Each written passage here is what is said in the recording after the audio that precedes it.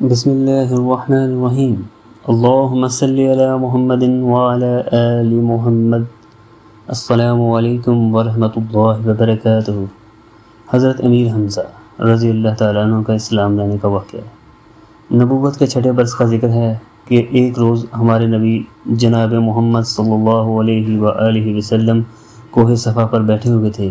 ابو جہل لعین وہاں پہنچ گیا۔ اس نے رسول اللہ صلی اللہ علیہ وآلہ وسلم کو پہلے گالیاں دیں، اور جب نبی صلی اللہ علیہ وآلہ وسلم گالیاں سن کر چپ رہے تو اس نے ایک پتھر حضور صلی اللہ علیہ وآلہ وسلم کے سر پر دے مارا،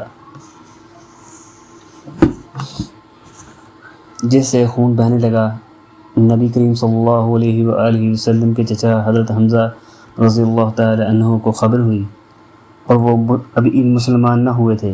قرابت کے جوش میں ابو جہل کے پاس پہنچے اور اس کے سر پر اس زور سے کمان دے ماری کہ وہ زخمی ہو گیا۔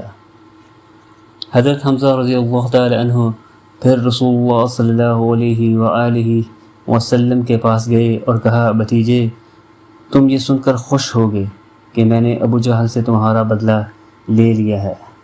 نبی کریم صلی اللہ علیہ وآلہ وسلم نے فرمایا، چاچا جان، میں ایسی باتوں سے خوش نہیں ہوا کرتا۔ ہاں، اگر آپ مجھے خوش کرنا چاہتے ہیں تو آپ مسلمان ہو جائیں، مجھے بڑی خوشی ہوگی۔ حضرت حمزہ رضی اللہ تعالی عنہ اسی وقت مسلمان ہو گئے۔ غزوہ احد میں آپ نے بڑے بڑے دشمنوں کو خاک و خون میں سلا دیا۔